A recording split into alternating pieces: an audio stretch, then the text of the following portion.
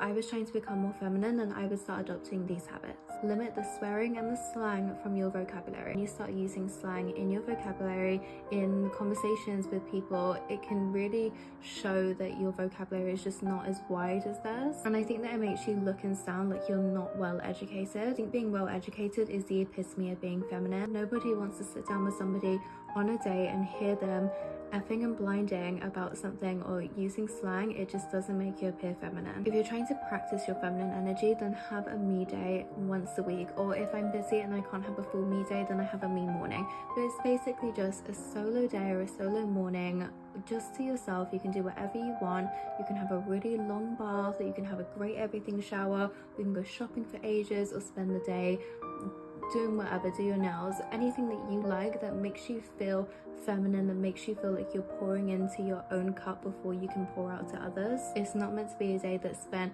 with friends, with family, with your boyfriend. It's a day just for you to start practicing that feminine energy and taking care of yourself. I have one once a week. That works perfect for me. Like I said, if I have a busy week, then I'll have a me morning, but do it as much as you can that aligns with your own schedule. I love to sleep in something beautiful. I love having wonderful pajamas, silk lace baby dolls. I think that is so nice, so feminine. It makes me feel beautiful when I'm going to bed. But also just around the house, you don't have to wear sweats, you don't have to wear joggers. I like to switch those out for a workout outfit. I think I feel better when wearing a workout outfit as opposed to a tracksuit. I feel like I get more done. I feel like my energy is just a little bit brighter than if I'm in a tracksuit with my hood up. It just doesn't feel great to me. I love to wear heels everywhere. If you're not a heels person, start with a kitten heel. Wearing a pair of heels just makes you feel great. Who doesn't want to be in a dress and heels? I feel my best when I wear things like that. I don't feel my best in jeans, so I don't wear jeans very often. I don't feel my best in tracksuits, so I don't wear tracksuits. I feel my best in heels, so I wear heels often. Do what makes you feel your best, that you're tapping into your own energy and your own feminine energy, and you're pouring into your self-care cup. If I was trying to feel more feminine, then I would definitely start doing my morning and evening skincare. This doesn't have to be an hour long each time. It does not have to be 20 steps long, but it does need to be something that you can keep up doing. I probably spend 20 minutes each time on my skincare. Sitting down with yourself and taking those 5, 10, 20 minutes to do something that's solely for you is going to make you feel amazing. It's going to set you up for the day. It's going to make you feel better when you're going about your day, because you know you've already done something just for you. And you know when you get home, you get to have those 20 minutes to yourself. If you've had a really busy day and there's a lot going on, then you have those 20 minutes for you. You can't always control the stress in your life if you have work stress or stress outside of your personal life, but what can you do to mitigate that stress that it has on your body, on your head, on your mental? For me, I can spend 20 minutes to myself and do something that's just for me, and that can mitigate my stress. Don't lie, are you scared that you smell stinky? Don't worry, hotties, I'm gonna tell you all the dirty secrets to feminine hygiene. Even her. Yeah, if you don't use a tongue scraper, your breath stinks. It's a harsh truth, okay? All of the bacteria and all the stinky breath stuff sits on your tongue. Gone. No, Seriously, the first time you do it, it's gonna be so fucking nasty that you like won't be able to like not do it again. You know what? I'm gonna be real, okay? I get flakes on my scalp sometimes, and it's really embarrassing, especially since I love doing slick back hairstyles. Like, it's not cute. And I used to think it's because I had a dry scalp. Like, I just needed to use Dandruff shampoo and like hydrate the fuck out of it. Surprise, it's not always from a dry scalp, which I feel like we always thought it was. It can either be from dry scalp, oily scalp, or product buildup. Mine actually ended up being product buildup. You can find out by like looking at it. If they're all kind of the same size, and that's probably product buildup. If they're irregular, then it's dandruff. But if you're like me, use a scalp exfoliator and a scrubber. Just use the same or complementary scent across the board. Your body wash, your body oil, your exfoliator, your lotion, your perfume. I like to keep it max 2 different scents, just because if you mix too many together, it just gets confusing. We already know to wash our armpits, everything like that, but do not forget these places. Behind your ears, your belly button, your ankles. Oh my gosh, I'm getting exposed. Your earlobe piercings, I know it gets stinky in there. Don't lie to me. There is a difference between a smell and like an odor, you know? I really do not recommend douching. If you do it, don't come crying to me saying that it burns. It really disrupts the pH balance and will make you smell worse. Let me tell you, an infection does not smell good. But if you really need something, you can use something like this because it doesn't disrupt the pH balance. You're good. Let me know if you want to see my favorite hygiene products. I got you. Being ugly is a choice that you don't have to make, so invest in your looks. Beauty is currency. The way that you look on the outside reflects a lot of things that you do in this lifetime, whether you want to hear it or not. It attracts the right type of person and relationship into your life, attracts the right type of friends into your life, it attracts the right type of opportunities into your life. If you are not looking your best, if you are not feeling your best, how are you able to receive these types of blessings into your life? You literally can't, because you are not physically, mentally, and spiritually ready for it. And by looks, I'm not saying to go under the knife and get all of this cosmetic surgery or fillers or Botox or any of that. I'm talking about doing your hair, doing your makeup, wearing cute clothes the second that you step outside of your apartment or house, always having your nails and toes done, maintaining proper hygiene, just being confident as a person in general. Let's talk about 5 things that make a girl stand out according to my guy best friends. I wanted to go straight to the source, so I asked all of my guy friends what really makes a girl stand out when you first meet them. Number 1, dressing classy. He explained that it's so attractive when a girl dresses classy because she just looks more sophisticated and like she's not trying to like show off to everyone, but also just looks very put together. Number 2, a high IQ. He talked about how so many girls try to play dumb when they're flirting, and there's nothing more refreshing than a girl that's actually smart and intelligent. Number 3, when they have an amazing scent. Your scent can literally affect somebody else's like pheromones. So guys literally love it when a girl smells good because it just like attracts you to them. What I've noticed is that guys are obsessed with vanilla scent. So if you have like a signature vanilla scent that a guy can know you by, it's gonna make you stand out. Number 4, genuine energy. Guys can just tell when a girl is actually being genuine and authentic. I feel like nowadays that's really hard to come by. And number 5, the feminine touch. Guys love it when a girl is giving just like feminine energy and they're just like soft with the way they maneuver things. Most guys love this because they want to feel like a man. So the more feminine and soft you are, the more they're gonna get their masculinity fueled. Anyways, I'm constantly getting the tea from my guy friends, so tell me what else you guys want to hear. This is final makeup look. Love you guys.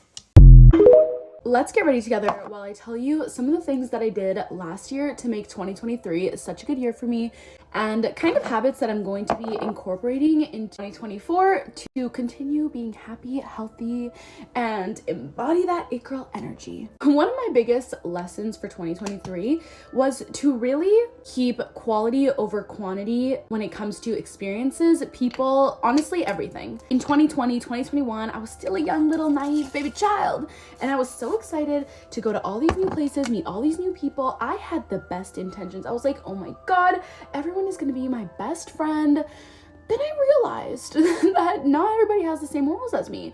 Not everybody has the same habits as me. Not everybody acts the way that my friends do. Everybody is so different. I feel like I really learned the importance of not people pleasing and just like being surrounded by the people that you actually like. And just that big lesson that is a little bit redundant, but I feel like I really learned it.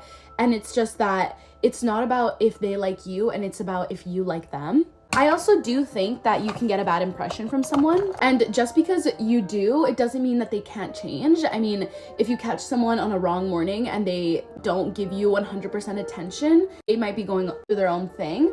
But I do think that energy doesn't lie, and if you get a vibe from someone, it's most likely correct, and you shouldn't ignore your gut feelings. Another thing I think I learned this year was that there is never going to be the right timing for literally anything, and you have to actually make the time. I went to Costa Rica this year, and that trip was so fun for me. I feel like I got so many lessons out of that in itself, and that wasn't necessarily something that I had like planned, but I made time for it, and it kind of became like the highlight of my year. Not only with that, but I would say my podcast too gives me that same vibe where I had wanted to start it for so long and I just kept putting it off. I kept putting it off, but it's like, if you want to make something happen, you actually have to do it, because, you know, we're getting older. Nobody's there to tell you to do something. Nobody's going to keep you accountable. If you want something, you actually have to do it. 2024 for me is the year of doing things. Stop talking about it. Stop telling people.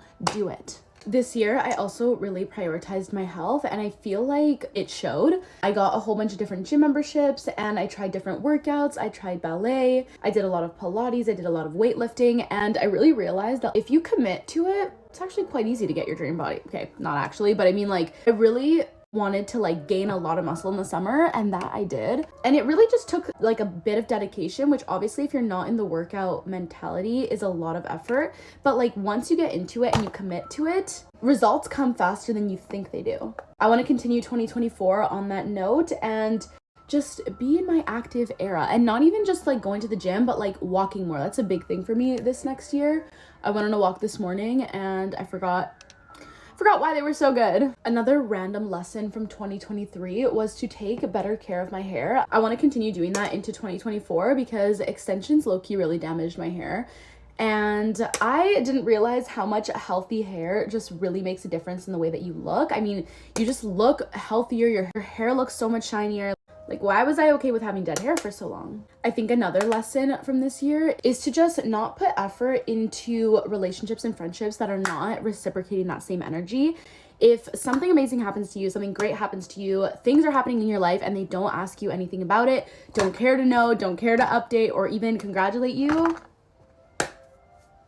friends from afar. Speaking of friends, I feel like, okay, I am with my friends all the time, so I feel like this advice isn't necessarily for me, but I'm giving it anyways just because I know that nowadays people are really struggling with making friends and just the feeling of loneliness and stuff, but find friends near you. Find friends with similar hobbies and integrate them into your life. Like, make it a ritual that like every Monday we go to this class, every Tuesday we do this thing, every Friday we do this thing, every day we go work out together. It really makes a difference when you can integrate friends into your life that like the same things as you, and you can almost keep yourself accountable. I had a little gym buddy this year and like a work buddy, and it made me so much more productive and actually get my butt in the gym because I had someone there with me kind of following along my journey and keeping me accountable. My next tip was to actually, if you can, I know this isn't for everybody, but start getting lash lifts because you don't need to use an eyelash curler and it'll make your eyelashes grow so much since you're not constantly breaking them with that little like pinching tool, and they will actually just be thicker, longer. Like, they're gonna grow so much when you stop doing that.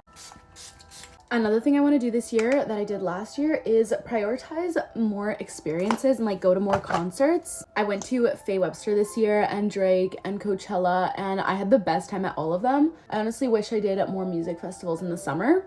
I've been to Osheaga before and that was super fun. Also, just doing more hobbies. I feel like I really had my hobby girl spring, a hobby girl summer, and not only is this fun for you, you get to like learn new things, you get to spend more time by yourself that's like more meaningful, but you become a more interesting person. You do not want to be the person that somebody asks you what's new and you have nothing to say. I feel like you should always have like something that you're working on or something that you're actively getting better at.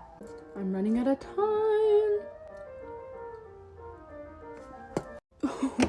My hair right now.